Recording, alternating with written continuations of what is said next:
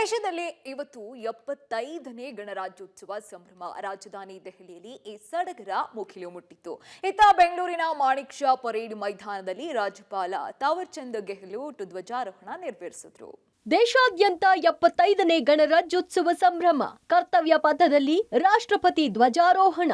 ಗಣರಾಜ್ಯೋತ್ಸವದಲ್ಲಿ ನಾರಿ ಶಕ್ತಿ ಅನಾವರಣ. ದೇಶದಲ್ಲಿಂದು 75ನೇ ಗಣರಾಜ್ಯೋತ್ಸವ ಸಂಭ್ರಮ. ರಾಜಧಾನಿ ದೆಹಲಿಯಲ್ಲಿ ಈ ಸಡಗರ ಮುಗಿಲು ಮುಟ್ಟಿತ್ತು. ಕರ್ತವ್ಯ ಪಥದಲ್ಲಿ ರಾಷ್ಟ್ರಪತಿ ದ್ರೌಪದಿ ಮುರ್ಮು ರಾಷ್ಟ್ರಧ್ವಜವನ್ನ ಆವಿಷ್ಕರಿಸಿದ್ರು. ಫ್ರಾನ್ಸ್ ಅಧ್ಯಕ್ಷ ಇಮ್ಯಾನ್ಯುಯಲ್ ಮ್ಯಾಕ್ರನ್ ಮುಖ್ಯ ಅತಿಥಿಯಾಗಿ ಪಾಲ್ಗೊಂಡಿದ್ರು. ಉಪರಾಷ್ಟ್ರಪತಿ ಜಗದೀಪ್ ಧನ್ಕರ್, ಪ್ರಧಾನಿ ಮೋದಿ, ಕೇಂದ್ರ ಸಚಿವರು ಅಮೃತ ಕಾಲದ ಗಣವೈಭವಕ್ಕೆ ಸಾಕ್ಷಿಯಾದರು. ಇಂದು ಬೆಳಗ್ಗೆ ರಾಷ್ಟ್ರೀಯ ಯುದ್ಧ ಸ್ಮಾರಕಕ್ಕೆ ಪ್ರಧಾನಿ ಮೋದಿ ಭೇಟಿ ನೀಡಿದ್ರು.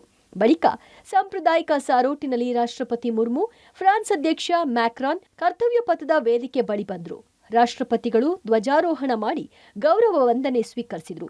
ದೇಶದ ಸೇನಾ ಶಕ್ತಿ ಅನಾವರಣಗೊಳಿತು. ಅಮೃತ ಕಾಲದ ಗಣರಾಜ್ಯೋತ್ಸವದಲ್ಲಿ ದೇಶದ ನಾರಿ ಶಕ್ತಿಯನ್ನ ಪ್ರಮುಖವಾಗಿ ಅನಾವರಣಗೊಳಿಸಲಾಯಿತು. ದೇಶದ ಇತಿಹಾಸದಲ್ಲೇ ಮೊದಲ ಬಾರಿಗೆ 3 ಸೇನಾಪಡೆಗಳ ನಾರಿಮಣಿಯರು ನಮ್ಮ ದೇಶದ ಸೈನಿಕ ಶಕ್ತಿಯನ್ನ ಇಡೀ ಜಗತ್ತಿಗೆ ಸಾರಿ ಹೇಳಿದ್ರು. ದೇಶದ ಭದ್ರತೆಯಲ್ಲಿ ನಮ್ಮ ನಾರಿ ಶಕ್ತಿ ಕಂಡು ಇಡೀ ದೇಶ ಪುಳಕಿತವಾಯಿತು. ಬೆಂಗಳೂರಿನಲ್ಲಿ ರಾಜ್ಯಪಾಲರಿಂದ ಧ್ವಜಾರೋಹಣ.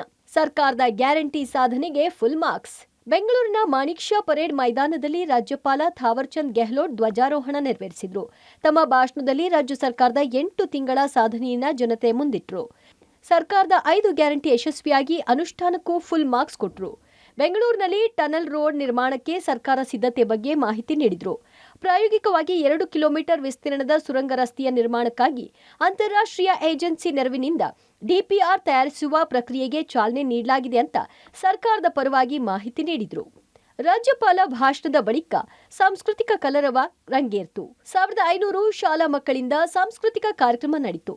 ವಿಶೇಷ ಸ್ಟಂಟ್, ಕಲರಿಪಯಟ್ಟು ಪ್ರದರ್ಶನ ನಡೆಯಿತು. ದ್ವಿಚಕ್ರ ವಾಹನ ಸಾಹಸ ಪ್ರದರ್ಶನ ನೋಡುಗರ ಮನಸೆಳೆಯಿತು. ಪರೇಡ್ ವೇಳೆ ಭದ್ರತಾ ಲೋಪ. ಪರೇಡ್ ವೇಳೆ ಮೈಸೂರು ಮೂಲದ ವ್ಯಕ್ತಿಯೊಬ್ಬರು ಸಿಎಂ ಕಡೆ ನುಗ್ಗಲು ಯತ್ನಿಸಿದ ಘಟನೆಯೂ ನಡೆದಿದೆ. ಪರಶುರಾಮ್ 1993ರಲ್ಲಿ ಕೆಪಿಎಸ್ಸಿ ಪರೀಕ್ಷೆ ಬರೆದಿದ್ರು. ಇದರಲ್ಲಿ ನನಗೆ ಅನ್ಯಾಯವಾಗಿದೆ, ಸರಿಪಡಿಸಿ ಅಂತ ಸಿಎಂ ಬಳಿ ಕೋರಲು ಮುಂದಾಗಿದ್ರು. ಪೊಲೀಸರು ಪರಶುರಾಮ್ನನ್ನ ವಶಕ್ಕೆ ಪಡೆದು ವಿಚಾರಣೆ ನಡೆಸಿದ್ದಾರೆ. Srinivasa Rao Dalave, public TV, Bengaluru.